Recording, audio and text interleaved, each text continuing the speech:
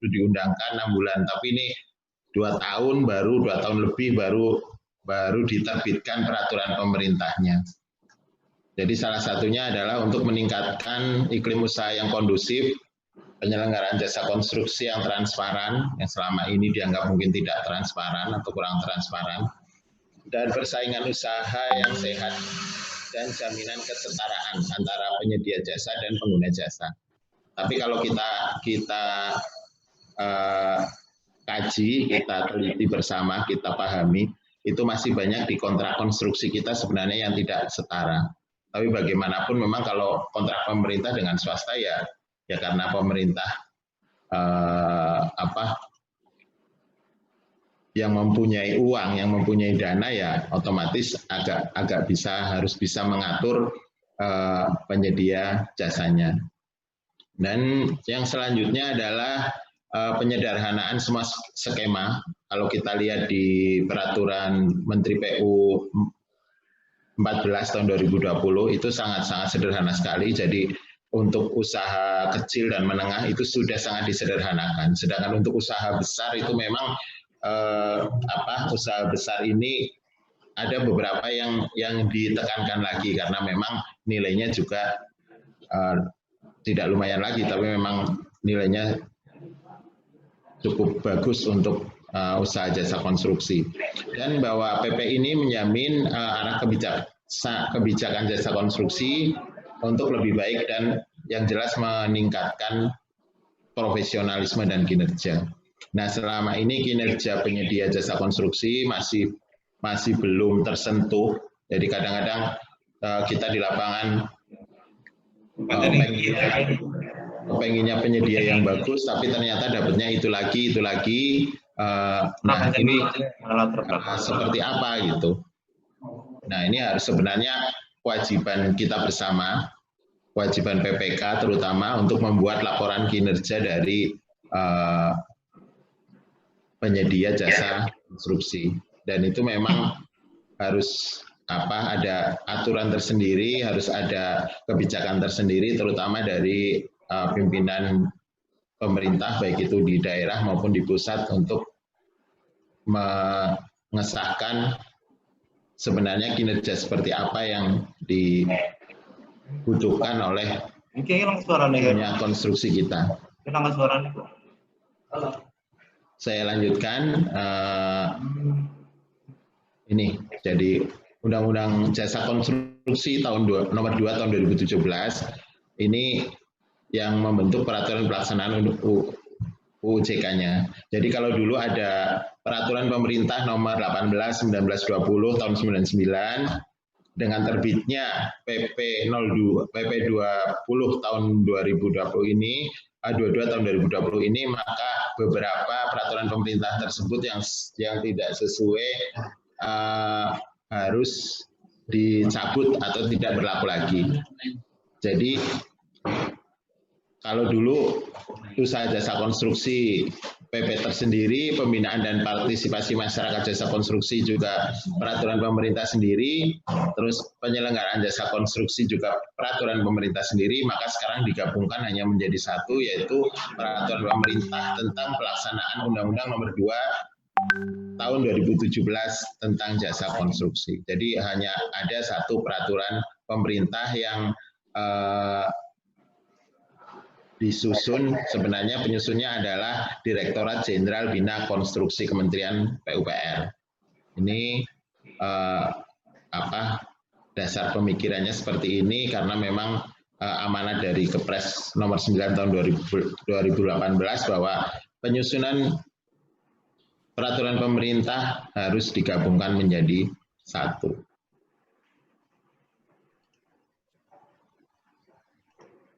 Ini ada 10 pokok materi sesuai dengan pasal 2 PP 22 tahun 2020.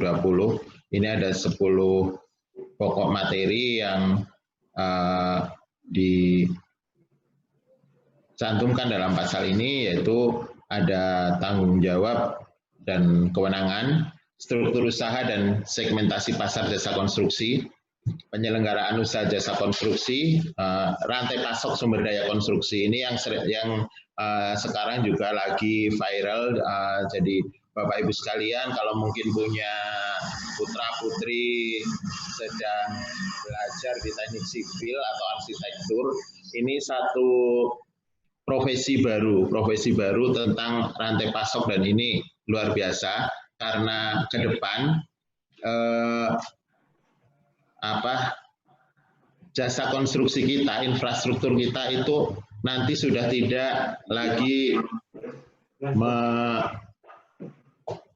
secara konvensional, pelaksanaannya secara konvensional, tapi sudah seperti kita lihat misalnya kemarin waktu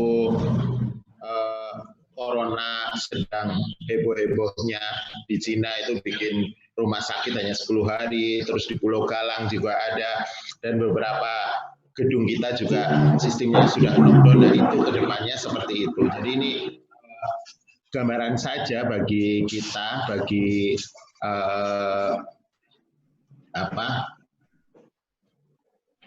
terutama anak-anak kita yang nanti senang di dunia teknik, di dunia konstruksi, di dunia arsitektur, bahwa ke depan itu visi baru yang istilahnya menjanjikan itu mengurusi rantai pasok sumber daya konstruksi. Di samping karena sekarang ini pasokan material konstruksi juga semakin berkurang. Kemarin kami di Kebumen aja, di Kebumen itu ternyata sudah kesulitan untuk material konstruksinya, material bahan bangunan konstruksinya. Jadi mereka kalau tidak ke Cilacap, Banyumas, ya ke Purworejo mencarinya. Nah itu rantai pasok seperti itu akan menimbulkan inovasi-inovasi baru di bidang material bahan konstruksi. Terus juga pembinaan jasa konstruksi, nanti ada pembagiannya untuk pusat seperti apa, provinsi sebagai wakil pemerintah pusat seperti apa, dan di kabupaten kota tersendiri yang selama ini masih belum berjalan dengan maksimal. Dan juga partisipasi masyarakat jasa konstruksi juga sudah diberikan istilahnya slot tersendiri, ruangan tersendiri. Terus ada tata cara pengenaan sanksi untuk pelaksana jasa konstruksi.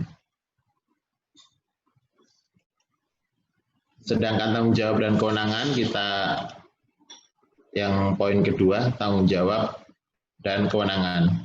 Ini untuk pemerintah pusat. Ini untuk pemerintah pusat sesuai pasal 3 bahwa peningkatan pemerintah pusat berkewajiban untuk meningkatkan kemampuan dan kapasitas usaha jasa konstruksi. Terus menciptakan iklim usaha yang kondusif dengan penyelenggaraan jasa konstruksi yang transparan. Jadi kalau misalnya sekarang ada kunci-kuncian SBU, kunci-kuncian tenaga ahli, itu nanti diusahakan untuk dikurangi karena memang SDP-nya sendiri pun sekarang sangat sederhana.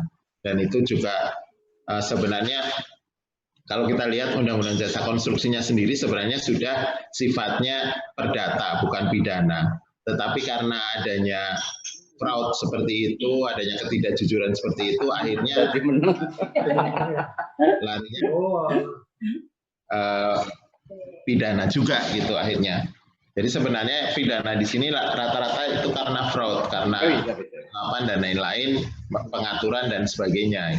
Jadi kalau kita benar-benar melaksanakan Undang-Undang Jasa Konstruksi Nomor 2 Tahun 2017, itu sudah tidak ada resiko untuk pidananya. Dan terselenggaranya jasa konstruksi yang sesuai standar K3 konstruksi, atau dalam hal ini disebut K4. K3 konstruksi disingkat menjadi K4. Keselamatan dan kesehatan kerja konstruksi itu menjadi K4. Dan sekarang sudah ada asosiasinya, yaitu A2 K4 asosiasinya. Asosiasi Ahli K3 Konstruksi. Di setiap provinsi sudah ada pengurus daerahnya. Dan yang keempat adalah peningkatan kompetensi, profesionalitas, dan produktivitas konstruksi nasional. Peningkatan kompetensi ini sudah diakomodir oleh Kementerian PUPR melalui Sibima Konstruksi, itu gratis. Dan banyak tenaga yang sebenarnya gratis, tapi cuman mungkin karena kurang sosialisasi.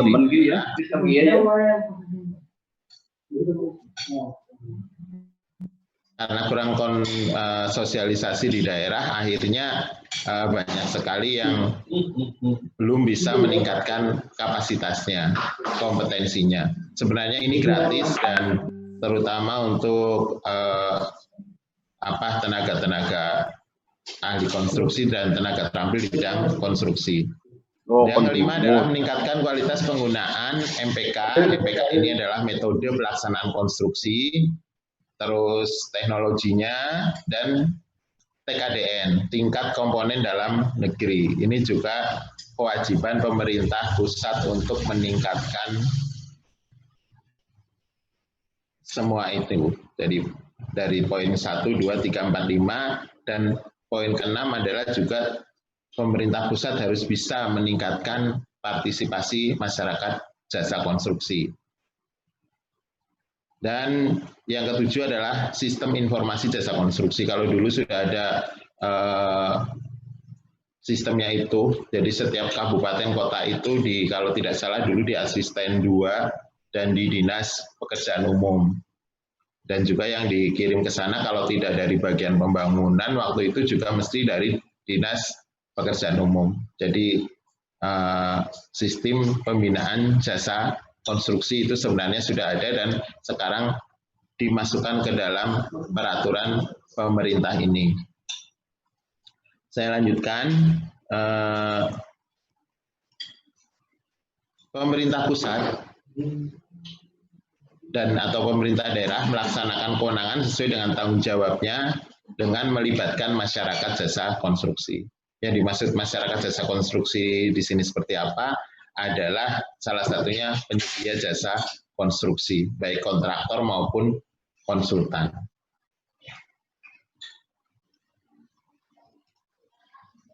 Nah, ini kewenangan pemerintah pusat dijabarkan sesuai dengan pasal 6 bahwa pemerintah pusat itu punya kewajiban untuk meregistrasi badan usaha jasa konstruksi, salah satunya dengan SPU, dan mengakui registrasi itu, mengakui pengalaman badan usaha, mempunyai penilai ahli, dan pembinaan ketenaga kerjaan konstruksinya, juga pengalaman profesional tenaga kerja itu juga harus diakui. Makanya sekarang ada namanya SIGI LPJK untuk agar tenaga kerja atau ahli konstruksi, baik ahli maupun tenaga terampil itu bisa langsung memasukkan pengalaman-pengalamannya di logbooknya. Di logbooknya jadi nanti yang akan menilai dari LPJK pusat bahwa yang bersangkutan itu sudah mempunyai pengalaman dengan referensi dari Bapak Ibu sekalian sebagai pengguna atau pemakai jasa mereka.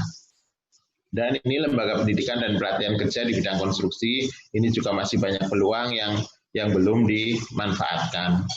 Dan sebenarnya mungkin nanti Dinas Tenaga Kerja atau yang lainnya bisa juga menjadi lembaga sertifikasi profesi. Tentu saja dengan mengikuti aturan yang telah ditetapkan. Terus akreditasi ini jadi ini ada selentingan sedikit. Sekarang kan asosiasi badan usaha jasa konstruksi itu banyak banget sampai hampir 50 atau lebih. Nah, itu nanti apabila di dalam satu kabupaten kota anggotanya kurang dari 20, maka dia harus tidak bisa diakreditasi gitu. Jadi untuk penyedia ini asosiasinya juga harus memenuhi standar tertentu, misalnya minimal 20. Kalau di bawah 20 berarti dia sudah tidak terakreditasi. Begitu juga dengan asosiasi profesi, sekarang juga sudah mulai banyak, masing-masing sudah punya asosiasi sendiri, misalnya ada Himpunan Ahli Teknik Tanah Indonesia, ada Himpunan Ahli Manajemen Project Indonesia, dan asosiasi-asosiasi profesi yang lain. Dan yang ini masih belum, yang seperti saya uraikan tadi adalah asosiasi rantai pasok jasa konstruksi. Ini banyak yang belum terbentuk dan masih banyak sekali potensi yang bisa dimanfaatkan, terutama untuk anak-anak muda kita yang memang senang atau tertarik dengan dunia jasa konstruksi. Jadi nanti lulusan teknik sipil belum tentu ngerjain gedung atau ngerjain jalan, tapi bisa saja dia mengurusi rantai pasok jasa konstruksi. Misalnya kalau kita belajar ke Korea Selatan aja, kalau di Korea Selatan itu untuk memproduksi ready mix itu di pabrik itu hanya sedikit orang, hanya 4-5 orang, tidak seperti kita. Jadi seperti karena di sana sudah otomatis semua, sudah otomatisasi semua. Jadi apa istilahnya tidak memerlukan banyak orang. Justru yang diperlukan adalah sopir-sopir dari Indonesia untuk mengantar ready mix sampai ke proyek yang sedang dikerjakan. Jadi hal itu yang menjadi tantangan juga, menjadi peluang juga bagi anak-anak kita, orang muda teknik sipil kita untuk bisa menyamai potensi di negara lain. Dan kita sebenarnya ya jangan sampai ketinggalan itu. Dan yang ketiga adalah membentuk LSP, Lembaga Sertifikasi Profesi. Nah, ini karena sama mungkin kalau PNS besok ASN ya, ASN juga akan ada jabatan fungsional gitu. Semoga saja sih ditundur lagi penghapusannya. Jadi LSP ini untuk lembaga sertifikasi profesi. Kalau ASN sih paling mungkin baru dokter, perawat itu yang punya sertifikasi profesi itu. Tapi nanti juga untuk orang-orang yang berpraktek sebagai insinyur juga harus mempunyai sertifikasi profesi keinsinyuran, terutama di bidang jasa konstruksi ini. Dan ini yang jadi tantangan bagi kita, penyederhanaan tenaga kerja asing. Jadi kasihan juga kita dianggap tidak punya tenaga kerja yang mumpuni, padahal banyak juga teman-teman kita, saudara-saudara kita yang juga di luar negeri diakui, tetapi justru ini tenaga kerja asing banyak menyerbu. Sebenarnya ini pengalaman pribadi saja, kita pernah bekerja sama dengan tenaga kerja asing yang ada di lingkungan kita di Kabupaten Cilacap, itu juga mereka jauh lah sebenarnya dari kita, bahasa Inggris aja nggak bisa, apalagi bahasa Indonesia. Itu sebenarnya kalau ada rahasia bahwa ada aturan bahwa tenaga kerja asing harus bisa berbahasa Indonesia, kayaknya mereka harus pulang ke negeri masing-masing. Itu tentang penyetaraan tenaga kerja asing. Terus lisensi lembaga sertifikat badan usaha. Ini juga kewajiban pemerintah pusat untuk mengeluarkan lisensi lembaga penerbit SPU ini. Sama seperti lisensi untuk lembaga sertifikasi profesi. Ini banyaknya sekarang ada di perguruan tinggi, baik politeknik maupun di universitas, baik sekolah-sekolah vokasi maupun di sekolah umum. Dan untuk menetapkan penilai ahli terintegrasi, ini misalnya untuk sertifikat SLF, sertifikat layak fungsi, ini juga harus ada penilai ahlinya. Terus ada lagi Komite Keselamatan Konstruksi, itu juga kumpulan dari penilai-penilai ahli yang terintegrasi. Dan ini sudah ada di Permen PUPR nomor 9 tahun 2020 tentang pembentukan Lembaga Pengembangan Jasa Konstruksi atau LPJK. Selanjutnya, ini masih di kewenangan pemerintah pusat pada pasal 17, bahwa pemerintah pusat itu harus memberikan dukungan dan perlindungan kepada usaha jasa konstruksi nasional. Makanya di Permen PU 14 tahun 2020 itu dijelaskan bahwa untuk sampai nilai 100 miliar itu masih pengusaha lokal. Nah, di atas itu baru BUMN. Antara 50 sampai 100 miliar itu masih pengusaha non BUMN. Di atas 100 miliar baru BUMN. Itu salah satu bentuk dari pemberian dukungan dan perlindungan kepada pelaku usaha jasa konstruksi nasional. Terus juga pengembangan sistem kemitraan jasa konstruksi nasional dan internasional. Itu kenapa perusahaan-perusahaan asing juga harus menggandeng perusahaan lokal. Dan pemberian perlindungan hukum bagi pelaku usaha jasa konstruksi. Makanya sebenarnya perlindungan hukumnya ini sudah sangat bagus karena tidak semua harus dipidanakan atau tidak semua adalah sudah melanggar pidana. Jasa konstruksi melanggar pidana itu satu, kalau terjadi kematian atau orang meninggal pada saat pelaksanaan konstruksinya. Dan yang kedua adalah pada saat terjadi kegagalan bangunan, itu baru bersifat pidana. Tapi di luar itu sebenarnya semua adalah bersifat perdata atau non pidana.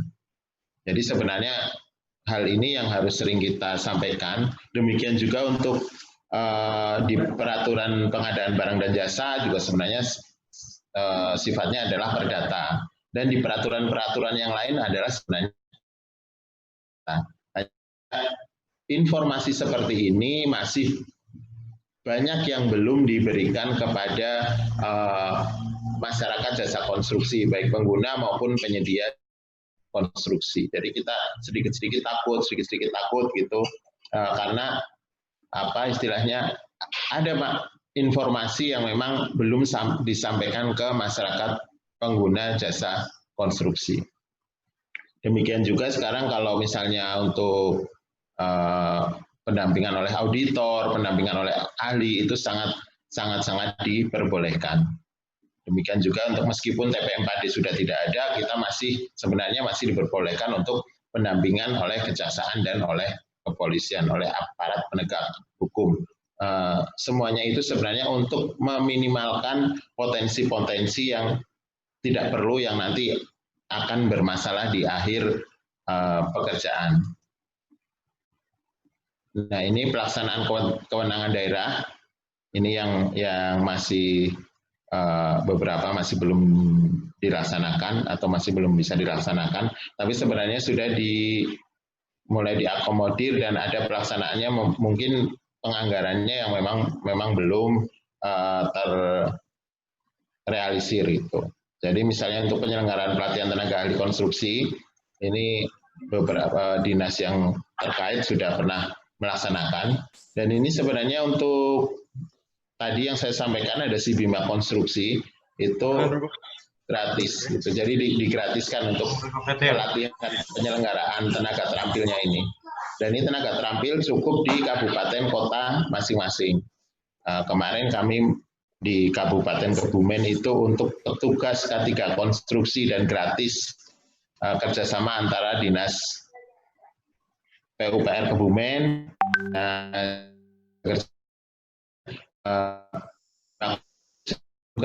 dan bersertifikat, apalagi sekarang K3 itu petugasnya sangat dibutuhkan itu.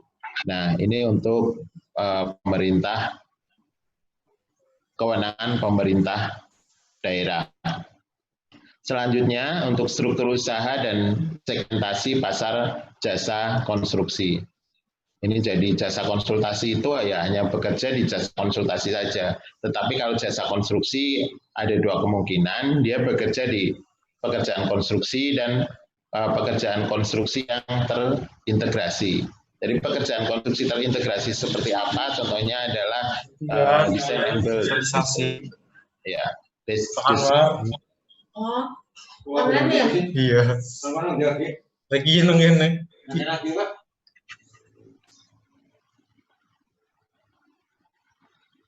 Saya lanjutkan. Ini perbandingannya dengan Undang-Undang Nomor 18 Tahun 99 tentang jasa konstruksi dan Undang-Undang Nomor 2 Tahun 2017 serta peraturan turunannya.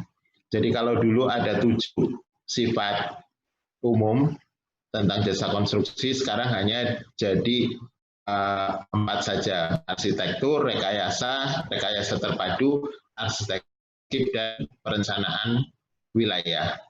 Ini yang sekarang SB-nya ada. Untuk konsultasi spesialis, ini sekarang justru diubah menjadi konsultasi ilmiah dan teknis dan pengujian dan analisis teknis. Karena memang sudah banyak sekali laboratorium teknik, terutama untuk pengujian bahan bangunan dan pengujian tanah, aspal, dan sebagainya. Dan kalau dulu kualifikasi itu ada 6 klasifikasi dan 18 subklasifikasi. Terus untuk menengah ada 6 dan 20 subklasifikasi, dan untuk besar ini tidak dibatasi.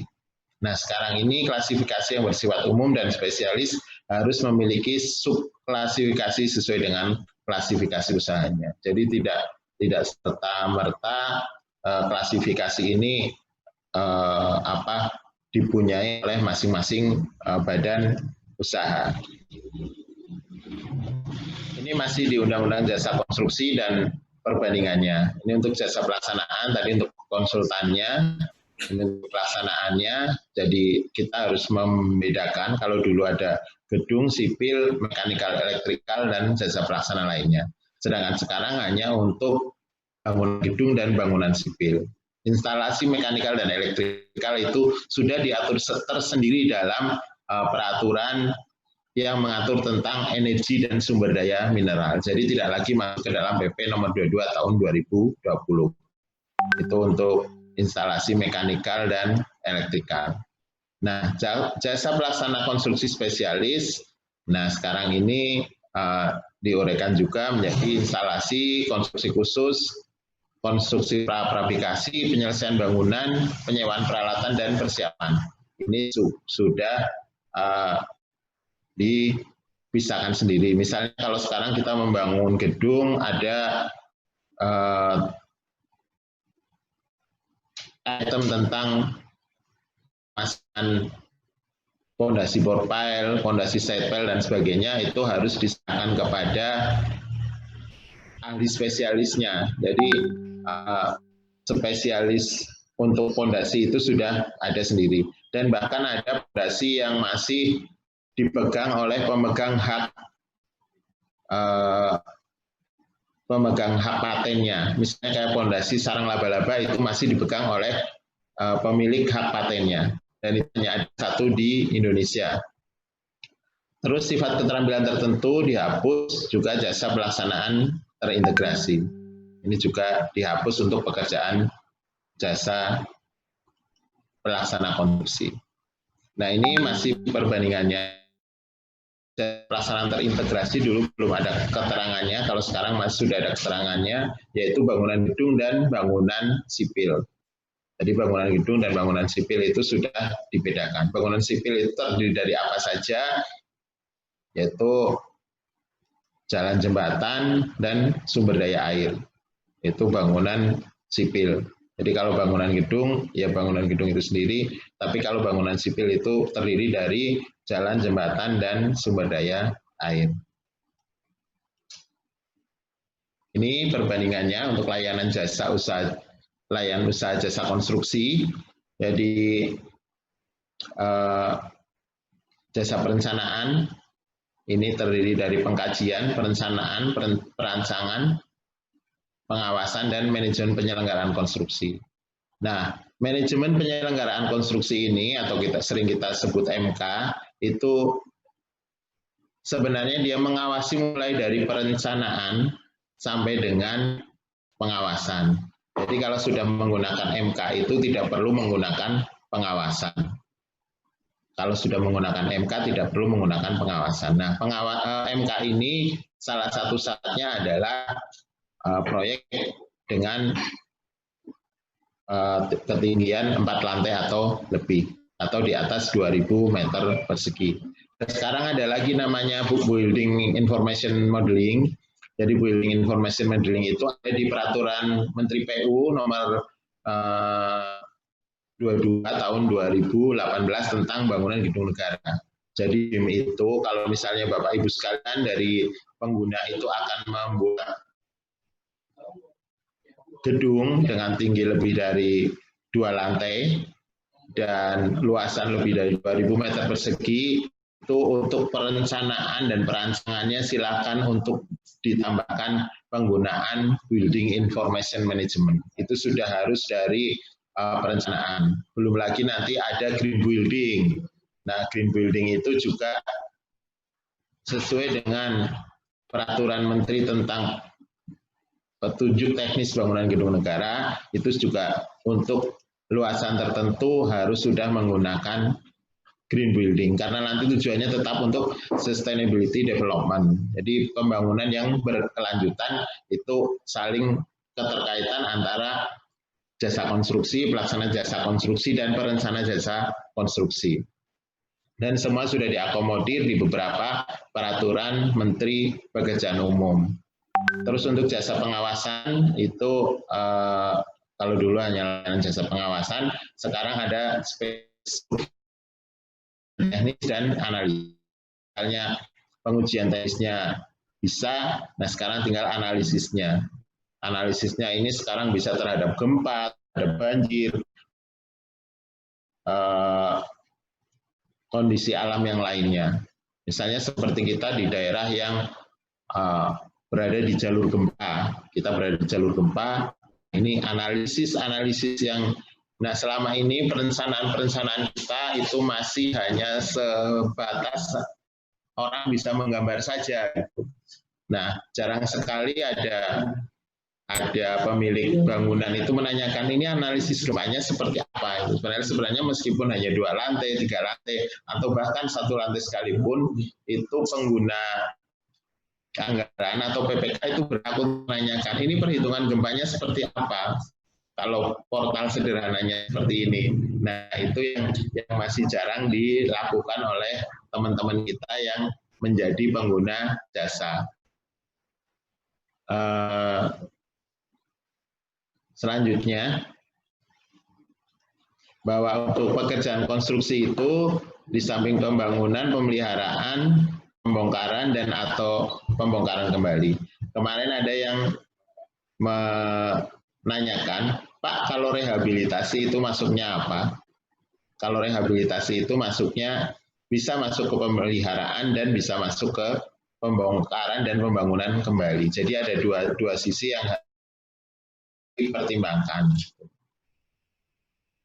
Tinjau dari sisi misalnya aset. Gitu. Jadi aset atau tidak dan lain sebagainya itu juga harus dipertimbangkan. Dan memang itu keterkaitan yang kalau dari sisi ilmu keuangan harus ada. Kalau tidak bukan belajar pertimbangkan. Terus untuk dan pekerjaan bagian tertentu dari bangunan konstruksi atau bentuk fisik lainnya. Ini spesialis. Misalnya tadi saya jelaskan ada fondasi, itu spesialis. Terus nanti ada lagi mungkin konstruksi-konstruksi tertentu yang memang jarang ada di tempat kita. Misalnya kabel state dan lain sebagainya itu juga ada spesialisnya. Dan biasanya kalau perusahaan-perusahaan tertentu dari luar negeri itu sudah menawarkannya ke sini sudah dalam bentuk sebagai penyedia spesialis, bukan penyedia umum untuk menyaingi usaha jasa konstruksi umum yang ada di Indonesia. Nah ini untuk pekerjaan konstruksi terintegrasi, ini biasanya untuk nilai-nilai tinggi, nilai-nilai besar, dan memang dari perancangan dan itu dilaksanakan oleh satu badan usaha. Dan sekarang juga berkembang namanya EPC, Engineering Procurement Construction, itu juga sedang ngetren juga di beberapa perusahaan besar, terutama di badan usaha milik negara. Itu ada divisi EPC. Jadi divisi EPC itu menggabungkan antara perancangan, perencanaan, tendernya, dan pelaksanaannya. Itu EPC, Engineering Procurement and Construction. Nah ini rantai pasok konstruksi. Rantai pasok konstruksi ini sekarang mulai menjadi kebutuhan. Karena apa? Karena beberapa wilayah, beberapa kawasan itu sudah mengalami kekurangan. Salah satunya adalah ini, bahan bangunan. Nah, sekarang harus kreatif membuat bahan bangunan alternatif. Seperti kemarin kami lewat di tol Jagorawi, itu di tol Jagorawi juga sudah dimulai adanya daur ulang, recycle untuk bahan bangunan. Jadi diolah di situ, digelar lagi di situ. Ya memang untuk mungkin nilai materialnya memang menurun, tapi teknologi tertentu, ini teknologi yang digunakan oleh Litbang. Anwar itu, ini, Anwar. Oh, enggak, ini teman-teman lagi nanya di mana ini Pak Anwar gitu. Apanya? Posisi. Kebetulan Cilacap berpulang Bogor. Iya. Lanjut Pak. Ya. Enggak di luar kota enggak Mas, masih di Cilacap nih, baru pulang dari Bogor kemarin di Bogor. Siap. Baik, saya lanjutkan. Bahwa tadi dengan teknologi seperti itu kita membutuhkan SDM kompetensi yang lebih baik. Dan saya yakin teman-teman ASN, terutama yang punya latar belakang keteknikan, teknik sipil, arsitektur, lingkungan, kimia, dan lain sebagainya, kalau bisa mengikuti inilah sertifikat kompetensi kerja. Meskipun nanti misalnya di dalam kerja ASN-nya belum tapi saya yakin dengan mempunyai sertifikat kompetensi kerja ini, teman-teman akan mempunyai nilai tambah sendiri untuk bisa menilai atau evaluasi kinerja konstruksi yang ada di Kabupaten Cilacap terutamanya. Ini jadi tadi kaitannya seperti itu, dan juga peralatan. Sekarang peralatan juga banyak berkembang sangat bagus. Kalau dulu kita mikir alat berat itu ya gede-gede semua. Kalau sekarang alat berat itu ada yang baby. Jadi itu yang mesti kita kita cari peluangnya. Dan ini untuk sertifikasi kompetensi kerja. Sertifikasi kompetensi kerja, jadi tenaga kerja konstruksi wajib memiliki sertifikat kompetensi kerja. Nah, ini untuk SKA berlaku selama 5 tahun dan dapat diperpanjang. Sama kami juga memegang beberapa SKA yang bisa, silakan kalau mau kalian promosi aja. Jadi selama ini kan kalau konsultan itu kadang-kadang tidak dilihat SKA-nya. Yang penting kamu bisa ini, bisa itu dipanggil aja. Tapi ternyata kalau kita berusaha sesuai regulasi, kalau untuk konsultan pokoknya harus memakai SKA. Ini Mas Arief dari Dinkes. Silakan Mas Arief kalau mau ini, tapi nanti aja ya, pertanyaannya nanti aja kalau ini sudah selesai. Oke, jadi proses sertifikasi ini sebenarnya mudah, tapi memang untuk asosiasi tertentu memang harus mengikuti ujian yang agak panjang.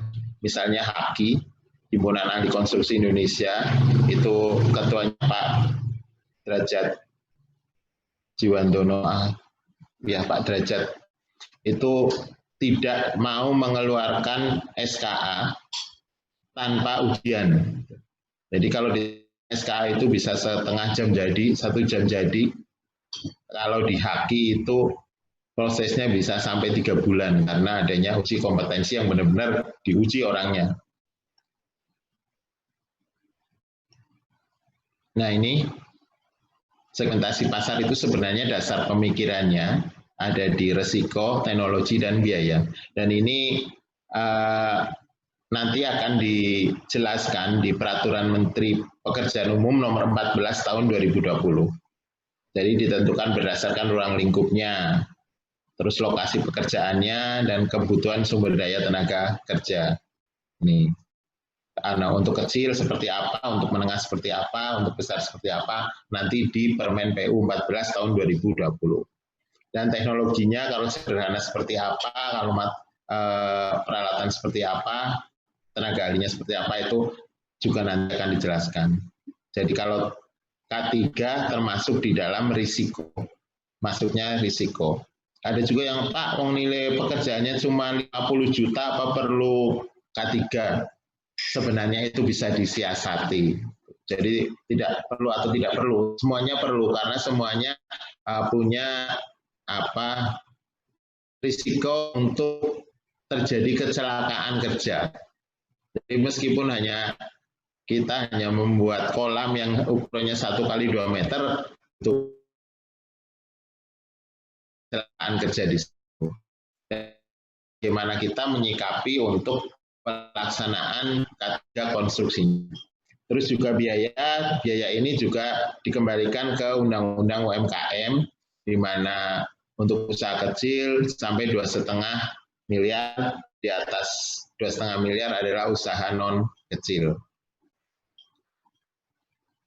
Ini risikonya risiko kecil, sedang, dan besar. Kalau besar ini sudah menjadi tanggung jawab tersendiri. Jadi yang melaksanakan. Sedangkan risiko besar, sedang, ya usaha menengah antara 2,5 sampai 50 miliar. Penyelenggaraan usaha jasa konstruksi. Ini penyelenggaraan jasa konstruksi ini dilaksanakan dengan ketentuan bahwa ada dan nyata. Dan yang kedua adalah sesuai standar keselamatan konstruksi.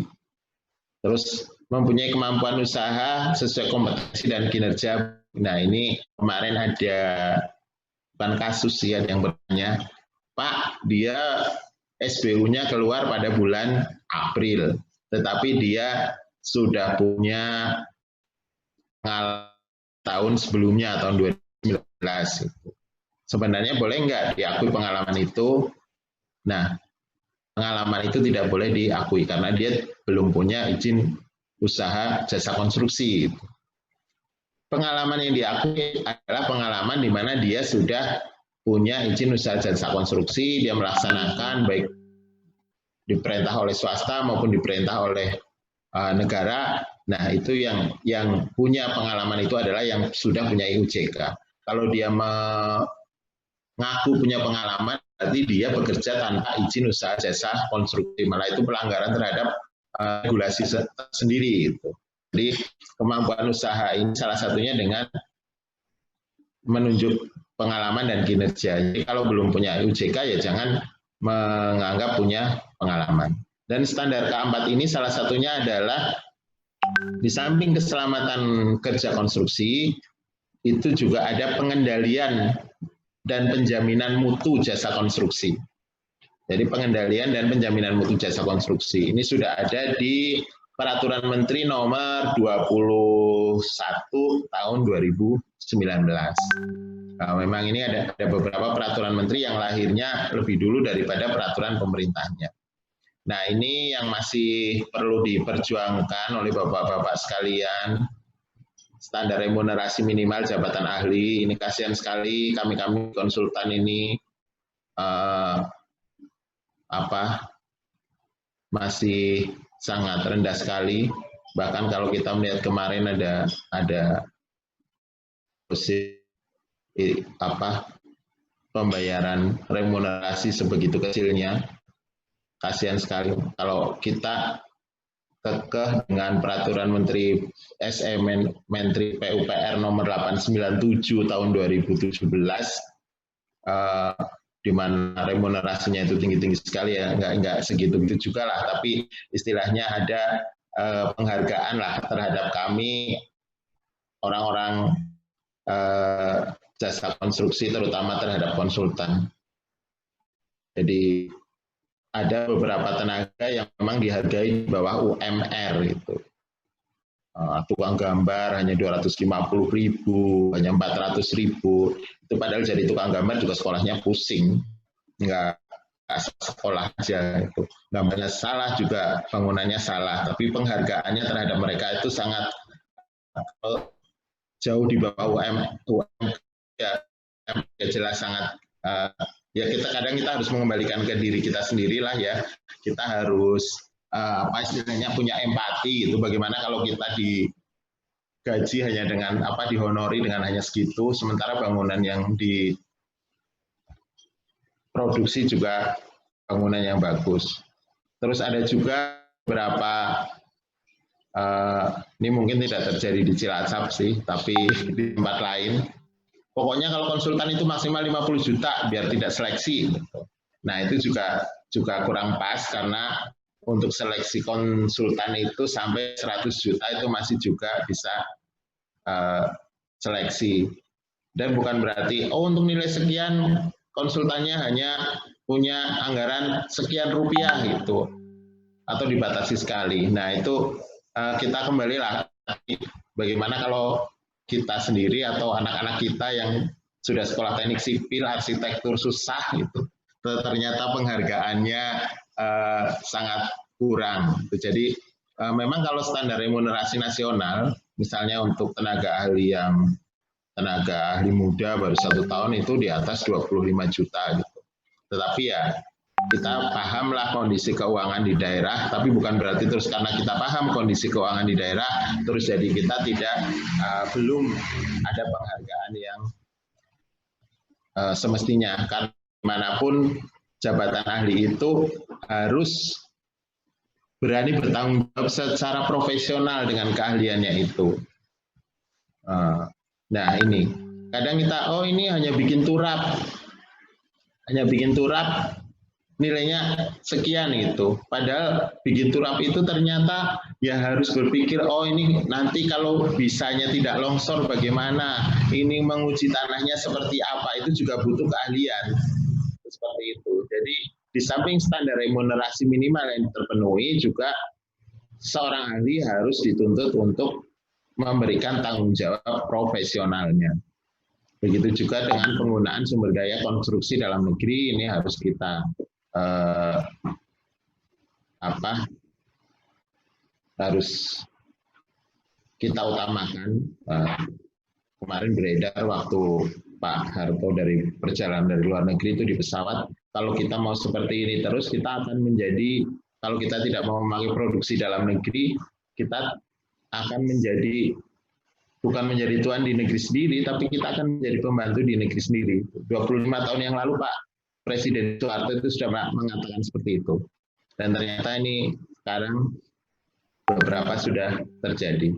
Jadi kita memerlukan inovasi teknologi, terutama untuk karena kondisi alam kita, kondisi lingkungan kita jelas berbeda dengan kondisi lingkungan di luar negeri.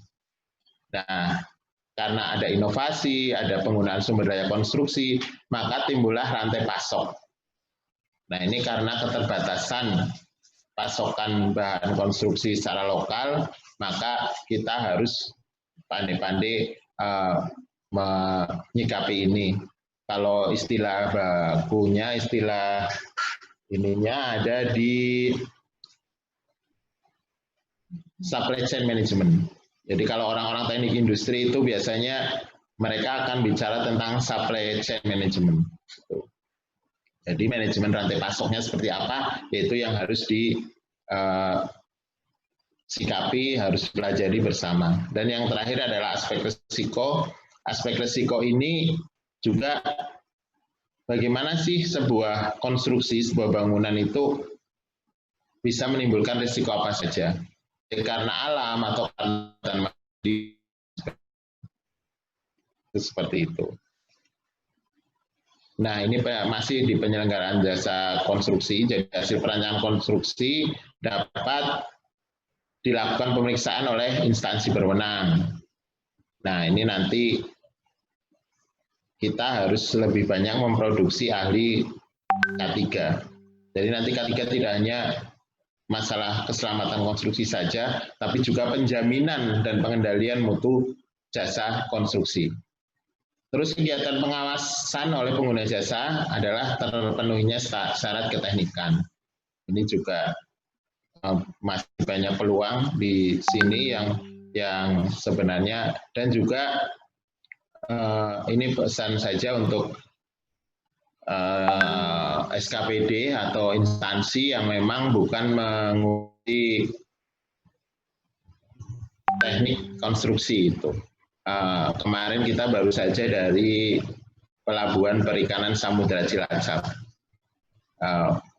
Jadi PPSC itu kan memang ngurusinya bagaimana kapal, bagaimana ikan, bagaimana produksi ikan. Nah, sementara mereka kan punya sarana prasarana, misalnya jalan, saluran, gedung, gudang, dok, pelabuhan, dan sebagainya, itu yang termasuk jasa konstruksi. Nah, mereka menanyakan, Pak, bagaimana kalau kami menswakelola perencanaannya misalnya. Nah, saya sampaikan boleh menswakelola itu perencananya, tapi yang jelas PPSC itu harus punya tenaga ahlinya dan bersertifikat ahli. Dan kalau tidak punya, PPSC itu bisa memanfaatkan tenaga ahli yang memang dipandang mampu dan punya bukti kompetensi untuk melaksanakan perencanaan itu. Jadi sekali lagi, boleh melaksanakan swakelola, tapi yang jelas syaratnya harus ada tenaga ahli. Atau bisa saja, Pak, ini untuk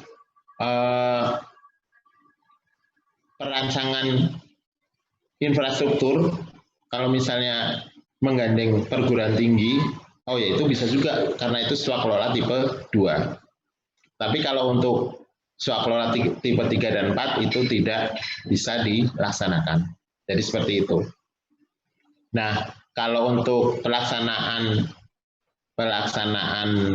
konstruksinya, kalau selain dinas teknis terkait, misalnya kayak PU, PUPR, swakelola pemeliharaan jalan. Nah, itu karena mereka mempunyai tenaga ahlinya, boleh dipersilahkan.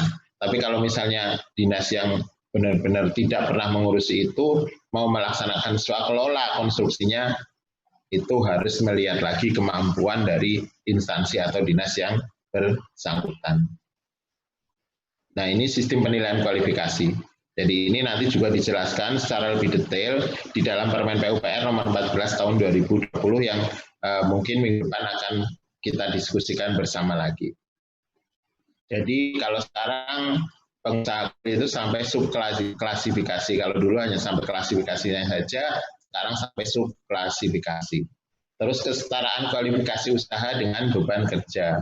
Kalau misalnya kualifikasinya kecil ya beban kerjanya sedikit, menengah ya sedang, kalau besar ya besar. Dan juga dengan kinerja penyedia jasa. Ini sebenarnya PPK harus sudah mulai membuat tentang kinerja penyedia jasa. Ada banyak indikatornya. Ada indikator. Kalau ini ada beberapa dinas yang mengeluarkan surat keterangan kinerja, tapi ternyata yang mengeluarkan itu bukan PPK-nya. Ada lagi yang lucu yang mengeluarkan itu bagian umumnya, padahal tidak ada hubungan sama sekali dengan penyedia jasanya. Dan sisa kemampuan untuk melaksanakan pekerjaan, ini kalau usaha kecil adalah sisa kemampuan paket, kalau non kecil adalah SKN dan KD, kemampuan dasar. Terus yang kelima adalah pengalaman menghasilkan produk konstruksi sejenis. Ini kalau dulu bisa untuk nambah-nambahi persyaratan, tapi malah sekarang ini sudah dijadikan ketentuan tersendiri. Jadi kalau misalnya mau bikin rumah sakit ya utamakan di persyaratannya diberikan keterangan pernah mengerjakan rumah sakit. Kalau misalnya bikin bendung ya pernah mengerjakan bendung. Jadi paling tidak dia punya pengalaman yang sama di produk konstruksi yang sejenis yang dimaui oleh P22 tahun 2020 ini. Untuk sistem evaluasi penawarannya, bahwa dukungan penyedia jasa dan rantai pasok ini diperlukan. Nah, tapi yang sekarang sedang jadi polemik bahwa misalnya kalau AMP itu kan tidak perlu bukan dukungan AMP-nya, perlunya dukungan AMP, tapi di Permen PU 14 nanti akan ditemui bahwa untuk AMP dan badging plan itu sewa, padahal nggak mungkin pemilik AMP dan pemilik badging plan itu menyewakan AMP dan badging plan-nya kepada penyedia jasa yang lain. Dan ini penggunaan TKDN yang kompetitif, jadi semakin besar tingkat komponen dalam negerinya itu akan semakin bagus. Tapi untuk usaha-usaha tertentu memang misalnya kayak lift, kita masih harus produk Malaysia, kalau enggak produk Thailand. Ada juga sekarang lift Mitsubishi tapi produk Cina itu ada. Jadi seperti itu yang harus kita cermati bersama. Terus yang terakhir ini yang keempat adalah mengelola K3 dan lingkungan. Itu tujuannya tadi ada green building, ada sertifikat layak fungsi untuk gedung, dan yang jelas adalah sustainability atau keberlanjutan daripada pembangunan itu sendiri. Nah, ini dokumen pemilihan harus menguraikan daftar pekerjaan klasifikasi dan klasifikasi spesialis. Ini terutama nanti yang agak rumit itu adalah di pembangunan gedung. Di pembangunan gedung ini harus spesialis seperti itu. Juga ada pembangunan taman, misalnya RTH. RTH itu juga spesialis taman, bukan hanya orang arsitek bisa bikin gambar, itu enggak, tapi memang SBU taman dan tenaga ahli untuk pertamanan. Nah, ini kinerja penyedia jasa, ini bisa dinilai dari sesaat dan kinerja penyedia jasa yang sesaat ini pada saat di lapangannya itu seperti apa, bagaimana dia mengikuti persyaratan teknisnya seperti apa, terpenuhi atau tidak saat itu, metode pekerjaannya sesuai dengan apa yang dia tawarkan atau tidak, itu adalah kinerja sesaat. Sedangkan kinerja tahunan adalah pada saat penyelesaian proyek itu semua persyaratan sudah terpenuhi atau belum. Baik itu dari sisi kualitas maupun dari sisi kuantitas, dan bisa kualitasnya terpenuhi tetapi kuantitasnya kurang, sehingga mempengaruhi fungsi. Apalagi kalau kualitasnya kurang, kuantitasnya kurang, jelas fungsinya akan berbeda lagi dengan yang sudah terpenuhi semuanya. Ini pemilihan yang ada ini, ada tender atau seleksi. Tender itu untuk pelaksanaan jasa konstruksi, dan seleksi itu untuk konsultan. Nah, ini penunjukan langsung juga diubah sendiri. Ini juga ada ketidaksinkronan dengan aturan di bawahnya. Jadi nanti mungkin aturannya di bawahnya ini yang harus menyesuaikan lagi dengan peraturan pemerintah ini. Dan pengadaan langsung. Ini pengadaan langsung, alhamdulillah sekarang sudah diatur di dalam Permen PUPR nomor 14 tahun 2020. Juga kan katalog elektronik itu di beberapa sudah ada, misalnya AMP, Redimik dan lain sebagainya, itu sudah melalui katalog elektronik. Penugasan pemerintah pada BUMN ini di atas 100 miliar rupiah. Jadi kalau meskipun di atas 50 tapi masih di bawah 100 miliar itu masih pengusaha atau penyedia jasa non BUMN. Dan adalah kemarin kami juga melayani BUMN Jasa Marga membuat standar operasional prosedur tentang pengadaan barang dan jasa di BUMN Jasa Marga. Dan itu agak-agak istilahnya juga dari Perpres, memang mereka itu punya sendiri dan punya aturan sendiri, boleh keluar dari peraturan Presiden tentang pengadaan barang dan jasa pemerintah. Dan lumayan lebih daripada karena memang Perpres ini ribet juga gitu. Karena memang harus semuanya harus diatur karena memakai uang dari masyarakat. Ini untuk BUMN. Nah, ini kontrak konstruksi. Di depan sudah kami sampaikan bahwa kontrak itu sebenarnya sesuatu yang harusnya seimbang antara pengguna jasa dan penyedia jasa. Tapi bagaimanapun karena kita kadang-kadang dia agak menekan penyedia jasanya juga. Ya udah kalau nanti nggak itu kan nggak cair gitu kan, seperti itu kadang-kadang keluar ungkapan seperti itu. Tapi ya mungkin untuk di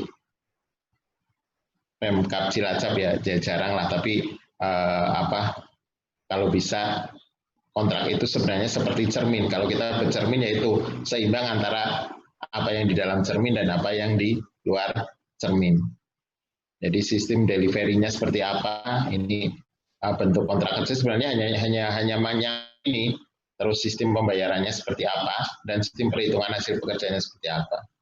Ini sekarang ada lagi berkembang, misalnya dia tidak diberikan uang muka, meskipun besar itu. Apakah tidak menyalahi aturan? Tidak. Misalnya, karena sistem pembayaran itu boleh bulanan, boleh termin, dan boleh sekaligus. Boleh besar itu dilaksanakan sekaligus? Boleh. Dan itu diperbolehkan oleh undang-undang. Dan di dalam Perpres 16/18 sendiri sudah jelas bahwa itu diperbolehkan. Nah, ini sistem penghitungan hasil pekerjaan, ini agar tidak terjadi rancu, maka sesuai peraturan pemerintah yang sudah ada, kita bisa melibatkan instansi APIP untuk membimbing kita, mendampingi PPK, mendampingi pengguna anggaran untuk istilahnya probity audit. Jadi sistem penghitungan hasil pekerjaan nanti agar di belakang tidak terjadi istilahnya harus mengembalikan sekian rupiah, ini perhitungan volumenya kurang dan lain sebagainya. Jadi dari depan kita sudah minta auditor untuk mendampingi dalam sistem probity audit. Nah, ini untuk insentif. Untuk insentif saya kira kalau pemberian penghargaan itu dengan dana mungkin susah karena memang sistem penganggaran kita seperti itu, tetapi mungkin dapat juga misalnya kalau konsultan bisa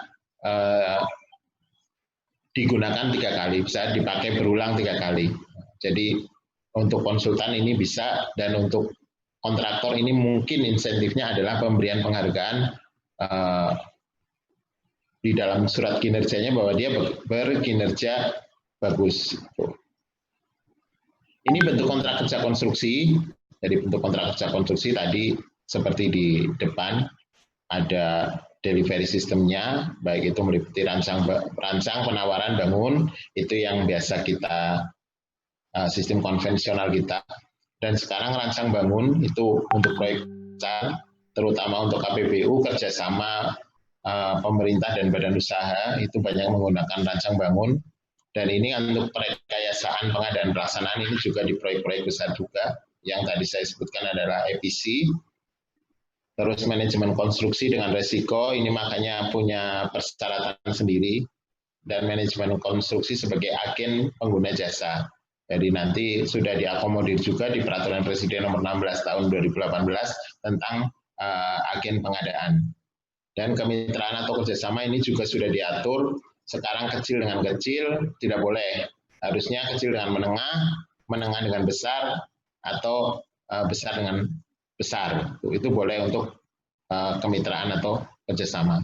Dengan sistem pembayaran ini, sistem pembayaran ada jangka waktu pembayaran, harus dijelaskan di situ juga, ganti rugi keterlambatan pembayaran seperti apa, dan itu dituangkan di dalam kontrak juga, dan jaminan-jaminannya, baik jaminan pelaksanaan maupun jaminan pemeliharaan. Dan dokumen bukti kemampuan membayar. Untuk sistem perhitungan hasil pekerjaan ini, kalau untuk jasa konstruksi kita sarankan saja untuk harga satuan saja. Karena kalau lumsum ini biasanya di tengah jalan ada perubahan-perubahan, ada bertemu dengan misalnya ada ini ternyata di segmen ini tanahnya kurang bagus, jadi perlu ada perbaikan tanah dan lain sebagainya. Misalnya seperti itu. Apalagi kalau bangunan gedung. Oh, ini saya pengennya kacanya seperti ini, saya pengennya jendelanya seperti itu. Nah, itu lebih baik kalau jasa konstruksi meskipun diakomodir di sini ada lumsum, ada gabungan lumsum dan harga satuan, itu lebih baik kalau menurut kami itu harga satuan. Nah, ini kegagalan bangunan yang tadi sudah di awal kita sampaikan. Jadi penentuan rencana umur konstruksi itu secara kan dalam dokumen perancangan. Ini harus kembali kita lihat dokumen yang dihasilkan oleh konsultan perencana itu seperti apa. Terus jangka waktu pertanggungjawaban itu jelas bangunan dinyatakan dengan jelas dan tegas dalam kontrak kerja untuk pekerjaan konstruksi. Itu SKK-nya sudah ada di syarat-syarat khusus konstruksi, syarat-syarat khusus kontrak. Dan pihak yang ditetapkan sebagai penilai ahli adalah pihak yang bertanggung jawab atas kegagalan bangunan wajib ganti. Nah, ini sebenarnya gagal bangunan aja masih perdata, ini bukan pidana. Tapi kadang-kadang kita takut duluan, dan juga memang APH kita itu aktif sekali. Nah, aparat penegak hukum kita itu memang sangat aktif untuk mencari sesuatu. Nah, ini masa konstruksi lebih dari 10 tahun. Ini penyedia jasa wajib bertanggung jawab sesuai rencana umur konstruksi dan dalam jangka waktu paling lama 10 tahun. Terhitung sejak tanggal penyerahan akhir layanan jasa konstruksi untuk rencana umur konstruksi lebih dari 10 tahun. Nah, berarti setelah masa pemeliharaan, ini kita mulai menghitung umur konstruksi. Dan kalau setelah 10 tahun dan masih dalam rencana umur konstruksi, ya tetap harus bertanggung jawab atas kegagalan bangunan setelah jangka waktu yang telah ditentukan, misalnya setelah 10 tahun. Dan tanggung jawab atas kegagalan bangunan sesuai dengan ketetapan penilai ahli. Ini di Cilacap mungkin sudah dibentuk di DPUPR atau di yang lain tentang ahli-ahli bangunan yang berhak menentukan ini. Nah, ini penetapan ganti rugi atas kegagalan bangunan. Ini alurnya seperti ini. Kalau oleh pengguna atau penyedia jasa. Nah, ini konsultasi ini ada di pengawasan, manajemen konstruksi, dan di pengkajian atau perencanaan. Selama dokumen hasil perancangan, pengkajian, perencanaan tidak dirubah, maka tidak dikenakan ganti rugi. Tetapi kalau diubah-ubah, ya ini perlu ganti rugi itu. Nah, yang paling berisiko adalah di pelaksanaan konstruksi dan pelaksanaan konstruksi terintegrasi. Ini tetap mengacu kepada dokumen kontrak konstruksi. Ganti rugi atas kegagalan bangunan, ganti rugi berdasarkan tingkat kesalahan yang ditetapkan oleh penilai ahli, bukan hanya oleh orang lewat gitu aja. Jadi tetap penilai ahli ini dibutuhkan dalam menentukan tingkat kesalahan. Dan ganti rugi mulai diproses 30 hari kalender sejak ditetapkan. Ini ada beberapa ketentuannya berupa santunan bagi pihak yang dirugikan atau meninggal dunia, santunan bagi pihak yang dirugikan yang menderita luka-luka atau cacat tetap, dan ganti kerugian atas biaya pengobatan. Terus ganti kerugian atas musnah, rusak atau hilangnya kegagalan akibat kegagalan bangunan. Jadi mungkin bangunan di sebelahnya jadi terdampak dan lain sebagainya, itu juga harus masuk ke dalam ganti rugi. Ini penyelesaiannya bisa mediasi, bisa konsiliasi, bisa arbitrase. Tapi ini bukan merupakan langkah yang kalau mediasi gagal, konsiliasi gagal, arbitrase itu bukan seperti itu, bukan langkah yang berurutan. Tetapi bisa saja penyedia atau pengguna memilih mediasi saja, atau langsung memilih konsiliasi saja, atau memilih arbitrasi saja, itu arbitrase saja, itu boleh. Dan ini boleh sendiri-sendiri, atau misalnya ini gagal, baru milih konsiliasi gagal, baru milih arbitrase, itu juga diperbolehkan. Dan ini kalau Dewan Sengketa, kalau di LKPP itu sudah ada namanya layanan penyelesaian sengketa, LPS, LKPP, dan itu gratis. Jadi kalau Bapak Ibu sekalian moga-moga tidak pernah bersengketa, tapi kalau bersengketa itu di LKPP itu ada namanya lembaga layanan penyelesaian sengketa kontrak LKPP, LPSK, LKPP itu gratis. Jadi daripada gandeng-gandeng pengacara, bayarnya mahal, belum tentu hasilnya bagus, lebih baik ke LKPP saja, di sana pelayanannya gratis. Dan yang kelima adalah pembinaan jasa konstruksi. Pembinaan jasa konstruksi itu dilakukan oleh pusat, daerah, dan provinsi dan kabupaten kota. Jadi pembinaan dan pengawasan ini pembinaannya penetapan kebijakan, penyelenggaraan kebijakan, dan fasilitasi konsultasi dan pendidikan dan pelatihan. Itu semua sebenarnya ada provinsi yang mengurusi urusan jasa konstruksi. Dan dalam hal ini gubernur adalah wakil pemerintah pusat di daerah. Ini untuk pembinaan jasa konstruksi. Nah, ini pemerintah provinsi, kabupaten, atau kota. Ini tadi sudah dijelaskan di depan. Jadi tetap menganggarkan untuk pada dana APBD. Dan pemantauan evaluasi ini pembinaan kebijakan jasa konstruksi lingkup daerah atau kabupaten kota. Ini untuk pembinaannya oleh, nah ini pengawasan oleh menteri. Ini pengawasan oleh menteri, ada tertib penyelenggaraan jasa konstruksi, tertib usaha jasa konstruksi, tertib kinerja penyedia jasa konstruksi, dan tertib pemanfaatan produk jasa konstruksi. Ini memang paling banyak di pengawasan oleh menteri. Nah, ini pengawasan oleh gubernur ada 3 poin, yaitu tertib penyelenggaraan, baik itu pemilihan penyedianya, kontrak kerja konstruksinya, dan standar keempatnya, standar K3 konstruksi. Juga manajemen mutu konstruksi. Ini sudah ada di peraturan-peraturan menteri. Kalau dulu peraturan menteri hanya mengatur di kementerian, sekarang sudah mengatur di pemerintah daerah, baik itu provinsi maupun kabupaten kota. Ini pengawasan oleh bupati kok dan wali kota. Jadi tertib penyelenggaraan konstruksi ini meliputi manajemen mutu konstruksi, itu jelas, dan kita perlu belajar karena memang apa? Karena penyedia jasa kita masih banyak yang perlu dibina, masih banyak yang perlu ditingkatkan kompetensinya. Jadi seperti itu. Jadi banyak sekali baik dari manajemennya, ini K3-nya saja, standar K3-nya itu masih banyak yang belum dilaksanakan dengan baik. Apalagi tertib usahanya, kita masih membedakan antara OSS, ribut aja antara TDP, SIUP, dan lain sebagainya itu seperti apa. Itu masih sebenarnya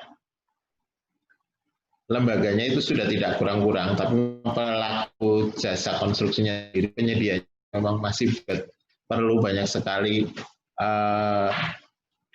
bimbingan dari orang-orang di pemerintah. Jadi pemerintah daerah bimbing penyedia jasa konstruksi Kabupaten Cilacap. Dan tertib pemanfaatan produk jasa konstruksi. Nah, ini fungsi peruntukannya seperti apa? Kalau kantor ya kantor, kalau puskesmas ya puskesmas, rumah sakit ya rumah sakit. Nah, itu kadang-kadang, tapi memang si darurat bisa saja fungsi peruntukannya berubah. Tapi bisa saja misalnya, oh ini sebenarnya dari saluran air, harusnya bolehnya sekian jaraknya gitu. Nah, itu fungsi-fungsi seperti itu juga masih harus ditegakkan. Juga rencana umur konstruksi, ini perlu dilihat lagi hasil dari detail engineering desainnya masing-masing konsultan, itu sudah mencantumkan rencana umur konstruksinya atau belum. Dan kapasitas atau bebannya itu sudah sesuai atau belum. Juga pemeliharaan produknya nanti seperti apa, untuk memelihara gedung seperti apa, memelihara jalan seperti apa, memelihara saluran seperti apa, itu masing-masing sendiri.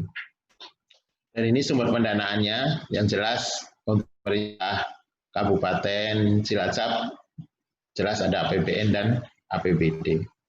Kalau pendanaan dari masyarakat dengan pola pembiayaan bersama ini perlu dikembangkan juga, dan sumber dana lain misalnya CSR ini juga perlu dikembangkan juga, karena banyak perusahaan besar di Kabupaten Cilacap. Nah, ini pelaporannya ada bupati, ada gubernur, dan ada menteri. Ini sesuai dengan laporan penyelenggaraan pemerintah yang sudah dikerjakan sekarang. Untuk partisipasi masyarakat itu meliputi pengawasan. Tapi dengan adanya PMPU 14 tahun 2020, nanti masyarakat yang mengawasi tidak serta-merta bisa mengadukan ke instansi terkait tentang misalnya penanganan jasa konstruksinya, pelaksanaannya kurang menurut visual masyarakat itu kurang. Nah, itu sudah diatur di dalam Permen PU 14 tahun 2020. Dan ini ada juga forum jasa konstruksi, kita memang harus saling kerjasama dengan pihak penyedia, terutama untuk meminimalkan potensi-potensi konflik dan potensi pelanggaran terhadap regulasi. Nah, ini pengaduan, gugatan, dan upaya mendapatkan ganti rugi terhadap dampak kegiatan konstruksi. Ini juga sudah diatur di Permen PU 14 tahun 2020. Masyarakat dapat menyampaikan pengaduan secara langsung kepada pemerintah atau melalui aparat penegak hukum. Pengaduan kemudian disalurkan kepada penyedia jasa dan wajib diselesaikan paling lama 60 hari. Nah, ini. Tapi tetap harus melalui auditor. Kalau auditornya bilang terjadi sesuatu dan melanggar hukum, nah itu berarti APH-nya baru turun. Nah, ini untuk gugatan dan upaya mendapatkan kerugian atau kompensasi, ini ada pengaduan dari masyarakat, terus dimusyawarahkan. Apabila musyawarah mufakat tidak tercapai, maka langsung ke pengadilan perdata.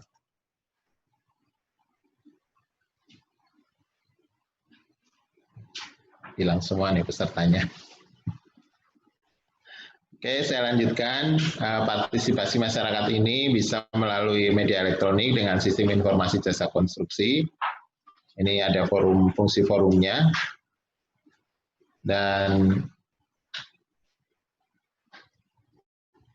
nah ini.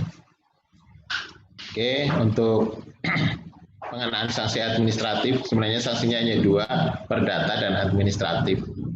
Ini penyedia jasa, objeknya adalah BUJK-nya palsu mungkin, BUJK tenaga asing, dan pengguna jasanya adalah pemerintah atau swasta. Jadi seperti tadi saya sampaikan di depan, dia sudah melaksanakan pengalaman, tapi dia belum punya UJK. Berarti dia bisa saja terkena sanksi administratif. Seperti itu.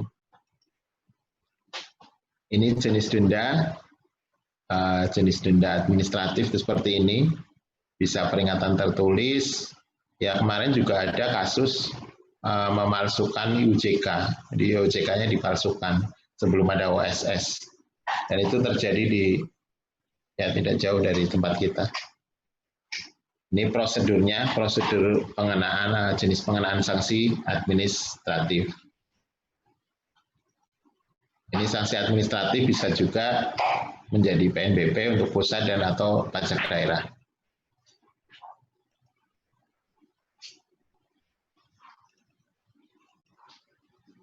Dan itu yang bisa kami sampaikan untuk peraturan pemerintah nomor 22 tahun 2020. Silakan mungkin kalau ada yang mau didiskusikan, saya kembalikan ke Pak Slamet Pramono. Silakan Pak Slamet Pramono.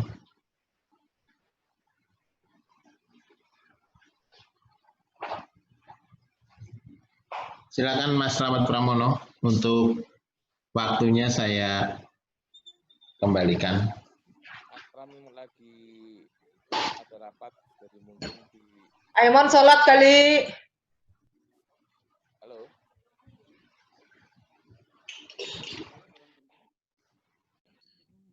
Silakan Pak Aimon.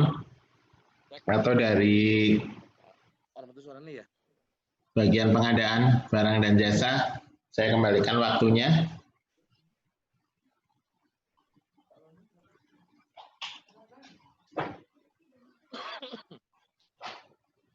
Atau ada yang mau? Ya. Saya share aja untuk Ya Mas Anwar. ya silakan Mas. Iya, mohon maaf nih Mas Emon sedang ada tugas. Ya suaranya kurang keras Mas. Suaranya kurang keras. Oh kurang keras ya, padahal oke. Iya.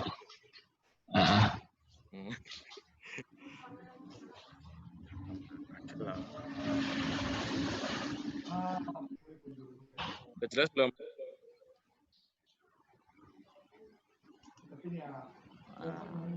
Yes. Untuk paparannya sudah saya bagi di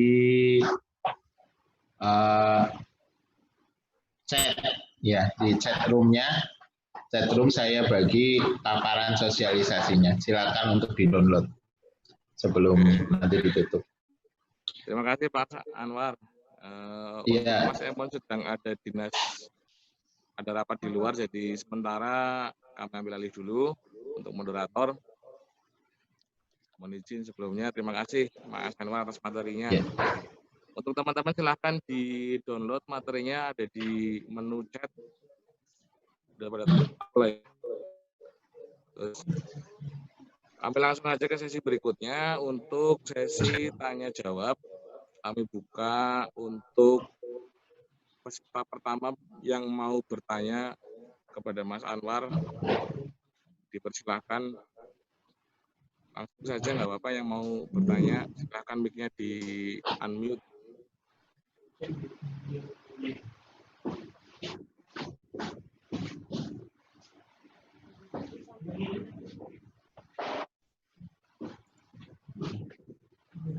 Oh, ini ada pertanyaan Mas Anwar, tapi di chat Mas. Ya, gimana? Dari BPBD Cilacap. Pertanyaannya, indikator apa jika ingin mengeluarkan surat kinerja penyedia jasa jika hanya melihat waktu penyelesaian pekerjaan akan terbit baik semua, akan beda jika dilihat dari kemajuan jadwal pelaksanaan. Mohon penjelasan. Mungkin langsung aja Mas. Ya, Anwar, terima kasih. Terima kasih untuk BPBD Cilacap. Jadi seperti tadi disampaikan bahwa untuk kinerja itu ada dua, satu kinerja sesaat dan kinerja tahunan. Jadi untuk kinerja ini sebenarnya harus ditetapkan dulu indikator-indikatornya seragam. Jadi tidak hanya BPBD saja atau tidak hanya instansi tertentu saja, tetapi karena kita bernaung di satu lembaga pemerintahan, misalnya kita kan bernaung di pemerintah Kabupaten Cilacap, ini disamakan dulu saja indikator-indikatornya itu, misalnya ketepatan terhadap mutu, ketepatan terhadap waktu, dan ketepatan terhadap biaya serta fungsinya. Yang jelas seperti itu: mutu, waktu, biaya,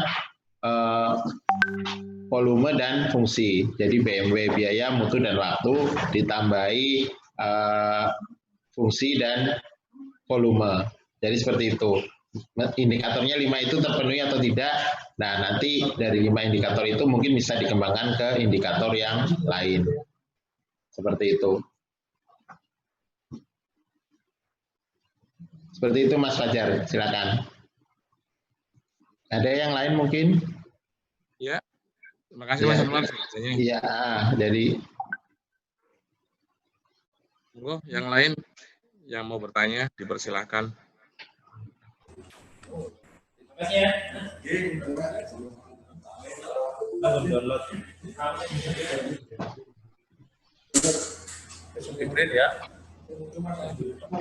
Ya, untuk paparannya sudah saya share di Zoom chatnya, di chat roomnya. Silakan. Belum ngiketin dokumen-dokumen ini belum? Ya, entar lah.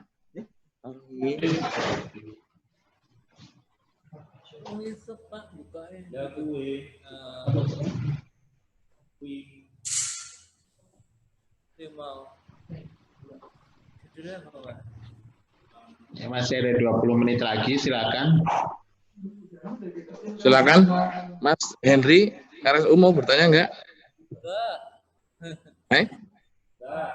Enggak, oh ya udah, berarti minta tolong mic-nya di mute. biar ceritanya nggak sampai ke sini. Bukan rahasia dapure loh. Mas Hendri ceritanya sampai ke narasumbernya.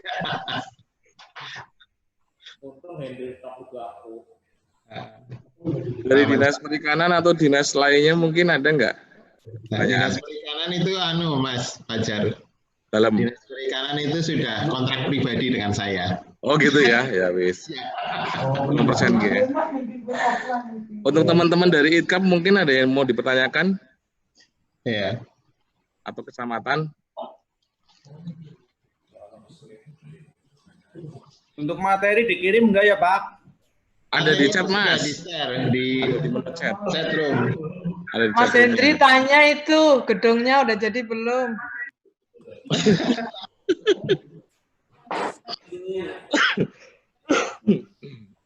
Materi dikirim lewat mana, Pak?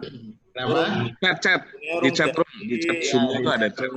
Oh iya. Nah, itu ada paparan sosialisasi. Silakan untuk di download. Kecamatan mungkin ada yang mau bertanya? Atau mungkin Halo. dinas pertanian? Perkimta Pak, Perkimta mau Perkimta ya? tanya Pak. Iya, Mas Agus. Silakan Perkimta. Silakan Mas Agus. Ya, ini terkait jasa konsultansi dulu ya Pak ya. Di Lebih dekat ke mic Mas Agus. Mas, yang mana sih? Halo, jelas ya? Halo. Halo. Ya, maskernya dicopot aja Mas Agus, nggak ketularan nggak? iya maskernya diuculi baik. Kayak Wes. Ya gitu kan enak. Ya, udah jelas suaranya? Udah jelas Pak? PowerPoint kan ya? Ya, Halo. jelas Mas Agus ya, loh. Ya. Oh, untuk jasa konsultansi nih Pak. Kalau di hilang maning Mas Agus. mana? Suaranya drop. Diketik aja Mas. Diketik. Iya, diketik di chat room-nya aja. Oke, sebentar. Jadi kalau di jasa konstruksi itu kan dianalisis untuk overhead sama profit itu kan disebutkan di situ rinci, ya kan? Nggak jelas Mas. Jelas. Diketik aja Mas Agus di Ya, chat. ini. Oh, OTW nih. Please insert lo. The disk removable disk G bener toh?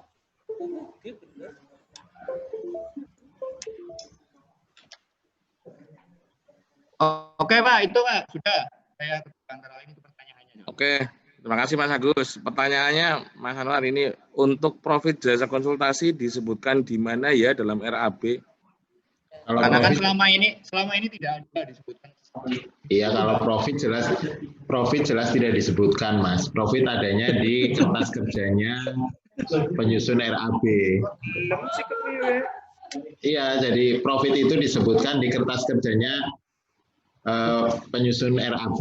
Tapi yang jelas kalau dalam konsultasi itu yang penting Mas Agus itu menyusun RAB konstruksi terutama untuk remunerasinya berdasarkan peraturan Menteri PU saja. Jadi kalau remunerasi itu jelas sudah mencantumkan keuntungan. Dan seperti kita ketahui bersama, sebenarnya RAB kita di konsultan itu mestinya dibedakan antara waktu penugasan dengan lumsum. Tapi sudah jelas kalau kontrak konsultan perencanaan lumsum masih ada minta invoice, masih ada minta tenaga ahlinya harus diuraikan dan lain sebagainya. Padahal kalau perancangan dan perencanaan itu lebih baik output dan sub outputnya itu seperti apa gitu loh. Dan memang tenaga ahlinya yang dibutuhkan di sini apa saja sih, tenaga pendukungnya apa saja. Nah itu baru nanti ditarik ke produknya. Tetapi kertas kerjanya juga tetap harus jelas. Misalnya pun suatu saat auditor atau inspektorat itu menanyakan ini invoice-nya ada enggak? Nah invoice-nya itu didasarkan kepada kertas kerja itu. Tetapi mohonlah jangan terus kalau perencanaan invoice-nya ditanyain terus gitu loh. Padahal jelas sekali kalau di Perpres perencanaan itu tidak diperlukan lagi invoice, tapi output dan sub outputnya terpenuhi atau tidak, itu seperti itu. Jadi, nah kalau pengawasan baru dia di lapangan apa enggak, dia mengawasi atau enggak, ada absensinya atau enggak, nah itu pengawasan. Tetapi kalau perencanaan kami mohon itu tetap jangan, kalau nggak ada invoice nggak bisa cair nih, itu nggak, jangan seperti itu gitu loh. Tapi oh ini produknya apa? Oh ini produknya perencanaan gedung lengkap, misalnya sampai dengan utilitasnya juga. Nah itu yang penting ada produk itu sudah memenuhi syarat perencanaan dan perancangan, ya udahlah dicairkan itu, karena di tempat lain itu sudah berlaku seperti itu.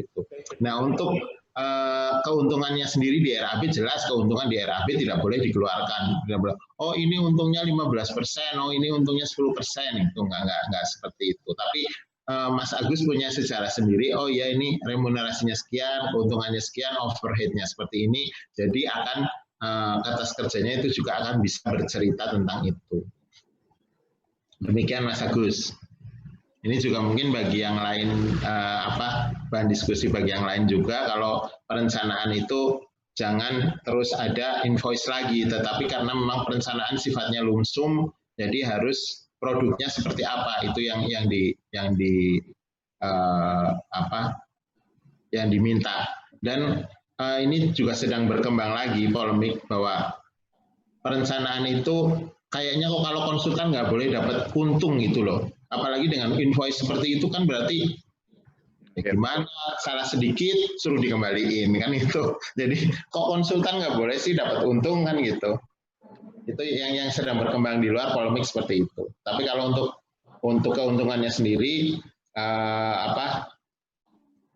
dilihat saja di kertas kerjanya penyusun KPS-nya. Demikian Mas Agus. Mungkin ada yang lain? Ya, itu dari penjelasan Pak Anwar, Mas Agus, nggih. Yang pertanyaan berikutnya dari Dinas Pabun. Ada pertanyaan, idealnya untuk jasa konsultan perencana dan jasa pengawas itu berapa persen dari nilai bangunan fisik atau nilai kontrak? Sebenarnya prosentasenya kalau untuk bangunan gedung negara itu sudah ada di Peraturan Menteri PU nomor 22 tahun 2018.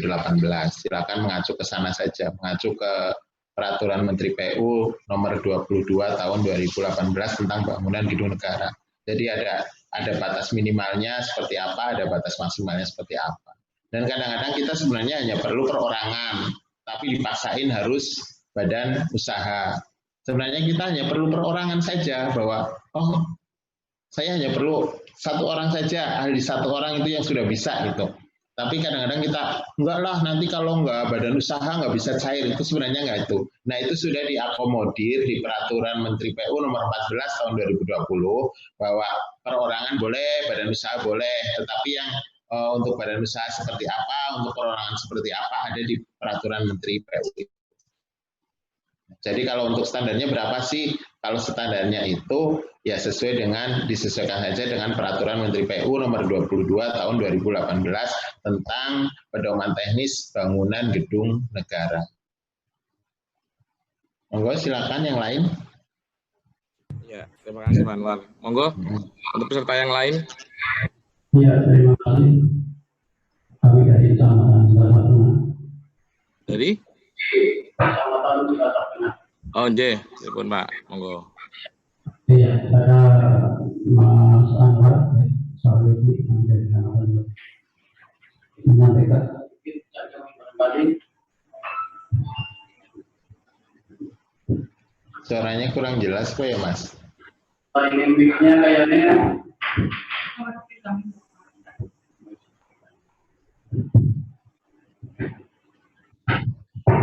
Nopo diketik mawon Iya, pertanyaannya?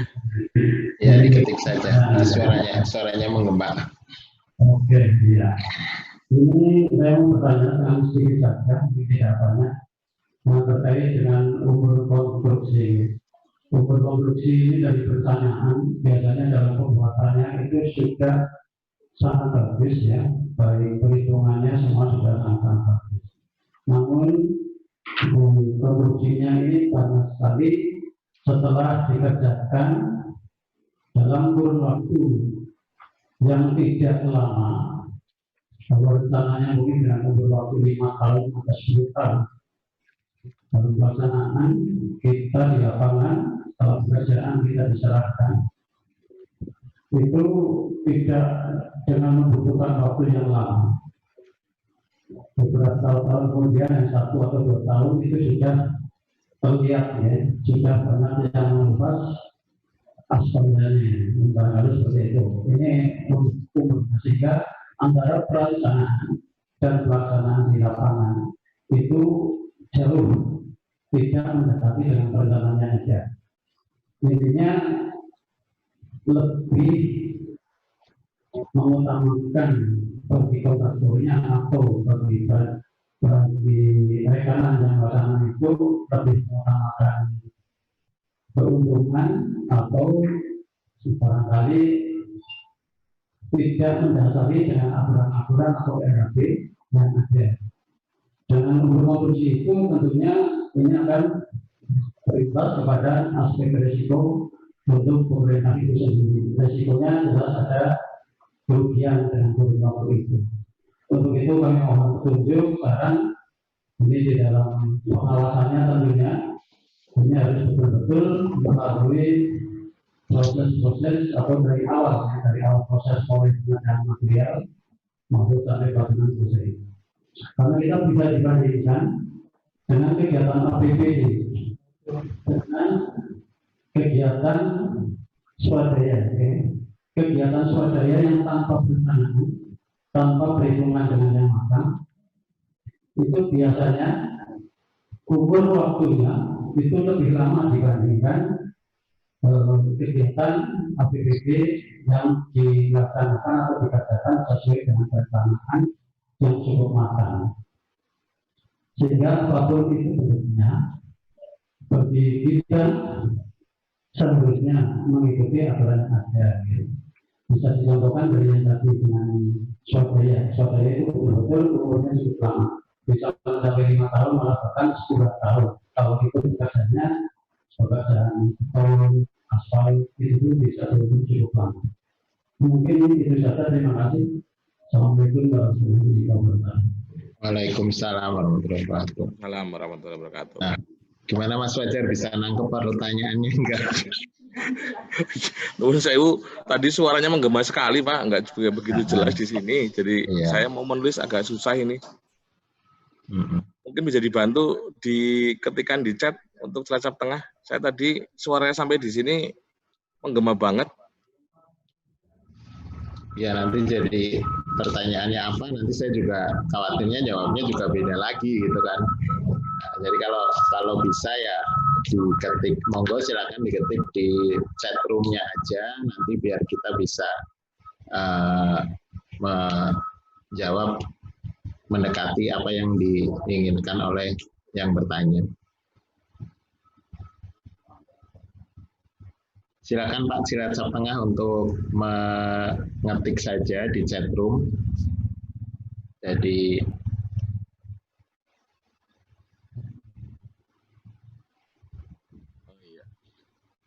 mungkin sambil menunggu Cilacap Tengah untuk ngetik, yang ya. lainnya monggo yang mau bertanya silahkan langsung di chat room-nya saja Pak ya. Di chat room nanti dijawab satu persatu.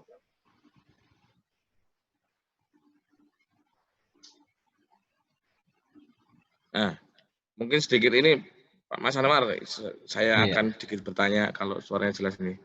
Terkait dengan tadi tentang penyelesaian sengketa ya, sengketa kontrak. Mungkin perlu diberikan penjelasan tahapan apa saja yang harus ditempuh saat ada sebuah sengketa kontrak, Mas. Mungkin katakanlah ini bukan lagi sanggahan atau mungkin apa, tapi mungkin tahu-tahu ada sengketa entah masalah nilai atau apa gitu. Monggo, Mas Anwar. Ya, Jadi seperti kita ketahui bersama, sebenarnya sengketa kontrak itu sudah dimitigasi risikonya di SSKK. Jadi di poin terakhir SSKK itu biasanya bahwa kontrak apabila terjadi sengketa dengan kontrak ini, maka akan dilakukan dengan cara misalnya litigasi atau non litigasi, di mana non litigasi itu adalah di luar pengadilan dan litigasi adalah penyelesaian dengan melibatkan pengadilan. Dan non litigasi ini misalnya di klausul penyelesaian sengketa itu boleh saja dituangkan langsung misalnya musyawarah untuk mufakat. Apabila musyawarah untuk mufakat tidak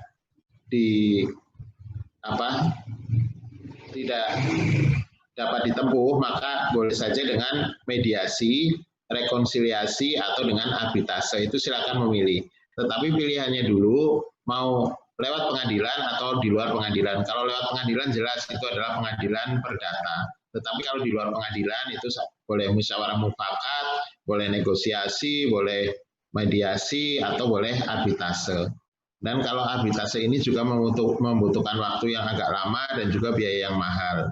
Nah, karena adanya ini, makanya tadi saya sampaikan, di Kementerian PUPR juga ada lembaga layanan penyelesaian sengketa. Terus di LKPP juga ada lembaga layanan penyelesaian sengketa. Apabila kita memilihnya tadi mungkin penyelesaian non litigasi pada lembaga penyelesaian sengketa pada LKPP RI, maka kita akan langsung diarahkan ke situ. Jadi untuk penyelesaian sengketa kontrak ini, sengketa kontrak terutama antara penyedia dengan pengguna, ini langsung saja kalau bagi saya langsung saja untuk non litigasi, jadi non pengadilan. Karena kalau pengadilan itu akan menempuh waktu yang lama. Dan ternyata selama ini ada beberapa kasus penyelesaian sengketa itu sebenarnya hanya miskomunikasi saja. Jadi karena adanya miskomunikasi saja, sebenarnya hanya begitu duduk bersama, musyawarah, itu oh iya ternyata kita sama-sama sebenarnya bisa menyelesaikan tidak dengan gontok-gontokan, tidak dengan kekerasan, itu seperti itu. Jadi lebih baik untuk penyelesaian sengketa ini dari depan sudah dimitigasi risikonya bahwa penyelesaian sengketa akan diselesaikan secara non pengadilan atau di luar pengadilan dengan satu musyawarah mufakat, rekonsiliasi, 4 arbitrase. Itu seperti itu Mas Fajar. Jadi tidak mesti harus sampai ke pengadilan. Itu kalau bagi saya lebih baik hindari pengadilan karena biayanya mahal, belum tentu tercapai kata sepakat. Di mana sebenarnya sepakat itu kadang-kadang hanya kita duduk bersama, ngopi bersama, cerita bareng, oh iya ternyata aku salahnya begini, kamu salahnya begitu. Nah, terjadi saling kesepahaman, sudahlah selesai sengketa itu. Ya, terima kasih Mas Anwar. Oke. Selanjutnya pertanyaan dari Inspektorat, Mas Kurniawan. Silakan kalau yang lain. Ya. Jika ada pendampingan oleh penegak hukum, bagaimana penempatan anggarannya? Suaranya nggak ada, Mas. Oh iya. Saya ulangi ya. Pertanyaan selanjutnya dari Inspektorat, dari Mas Kurniawan. Jika ada pendampingan oleh penegak hukum, bagaimana penempatan penganggarannya? Ini ada pertanyaan dari Mas Kurniawan dari Inspektorat. Jika harus ada pendampingan oleh penegak hukum, bagaimana penempatan penganggarannya? Nah, ini salah satu hal yang harus kita antisipasi sebenarnya, bahwa di tahun anggaran sebelumnya sebenarnya sudah harus kita anggarkan di masing-masing instansi, misalnya masing-masing SKPD membutuhkan pendampingan hukum atau tidak, itu seperti itu.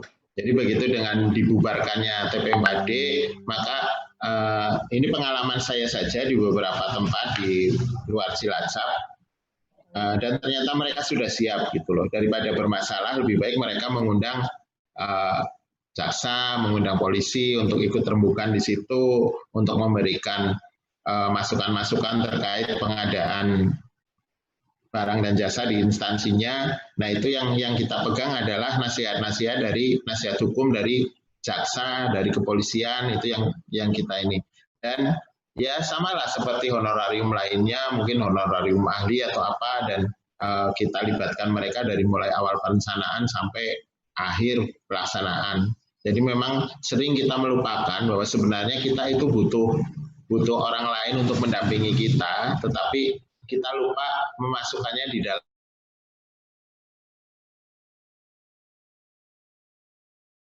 Lebih baik kehilangan 10 rupiah daripada kehilangan 100 rupiah. Nah, kalau nanti terjadi istilahnya masalah gitu. Jadi dari depan dianggarkan saja, dan ini juga harus kita harus memberikan pemahaman juga kepada penentu anggaran. Gitu. Penentu anggaran misalnya tim TPAD dan lain sebagainya, itu juga harus diberi masukan juga bahwa daripada kita nanti di belakang terjadi masalah, lebih baik kita di depan menganggarkan untuk ahli hukumnya dari kejaksaan atau dari kepolisian atau dari kedua-duanya gitu. Kadang-kadang juga kalau jaksa ngomong, polisi nggak mau nih, polisi harus ikut ngomong juga. Jadi lebih baik diberi kesempatan dua-duanya untuk membimbing kita dari sisi hukum agar tidak terjadi hal-hal yang tidak diinginkan. Itu untuk Mas Kurniawan dari Inspektorat. Ada lagi yang lain mungkin?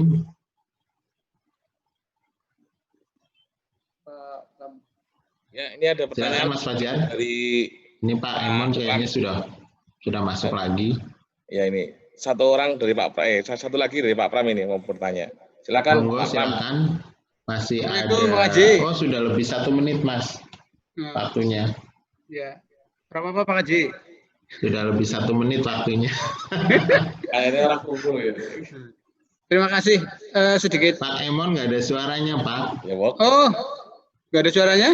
Iya, Pak Kayaknya Emon nggak ada Mas Anwar suaranya. yang ini error ini. Mas Fajar juga jadi diam. Oh iya. Oh, Monggo silakan yang mau Dari Mas Anwar gitu. mau bertanya, ini sudah waktunya sudah. Oh, Mas Emon ternyata belum saya pakai ini aja, Ji. masukkan. Nggak apa-apa. Ya. Gini, Silakan, Mas Emon. terkait renumerasi tenaga ahli. Silakan Mas Emon. Ya, jadi kan saya membela kaum Bisa masuk. konsultan apa ya. Ya, Jadi untuk renumerasi tenaga ahli sudah. Ini Mas Emon. selama Halo? Aduh, jangan dekat dong. Halo?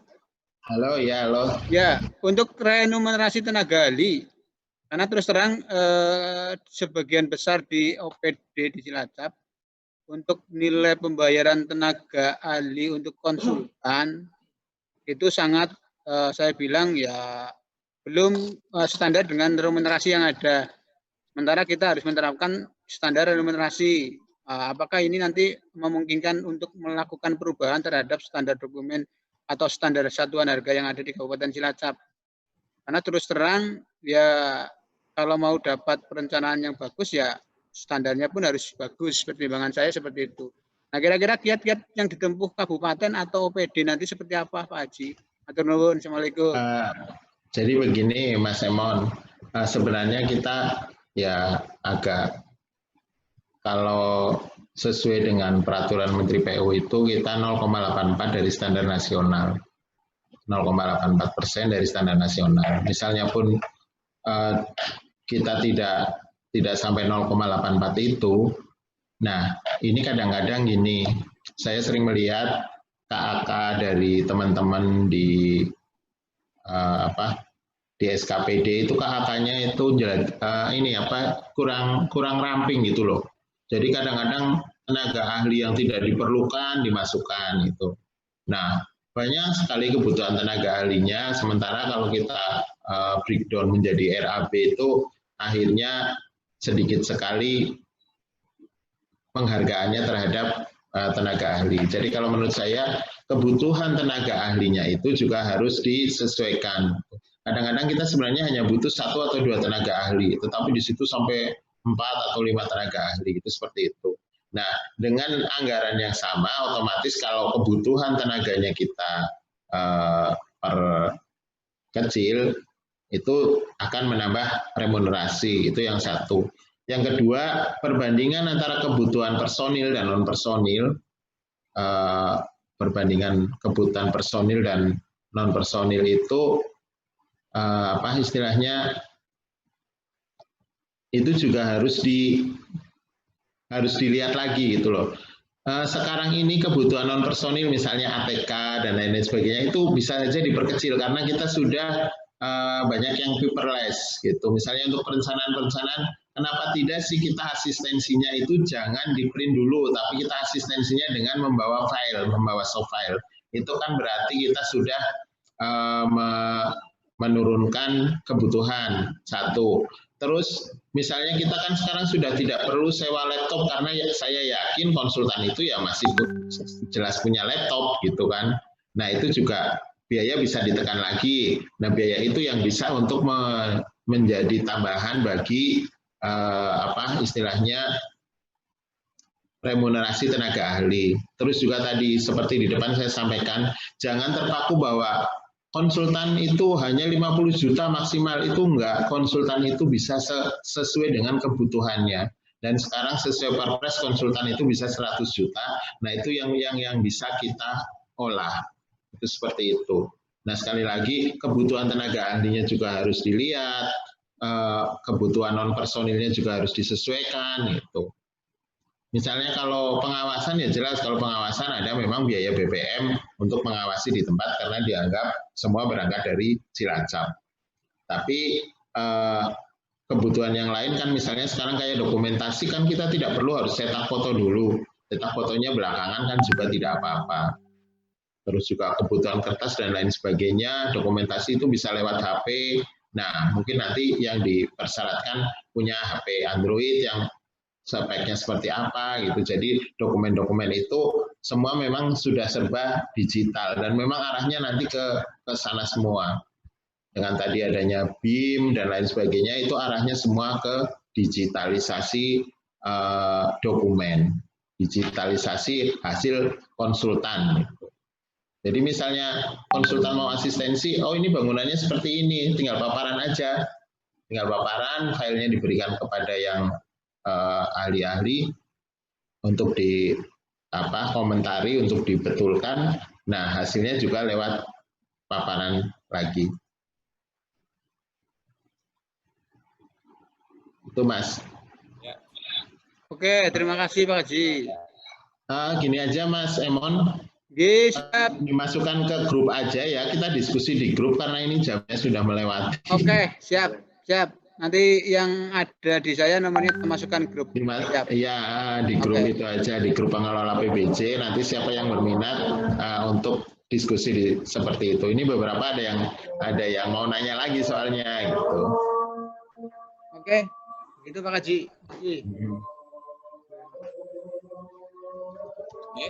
Sementara mungkin pertanyaan untuk lewat Zoom meeting ini kami cukupkan. Dan selanjutnya Oke.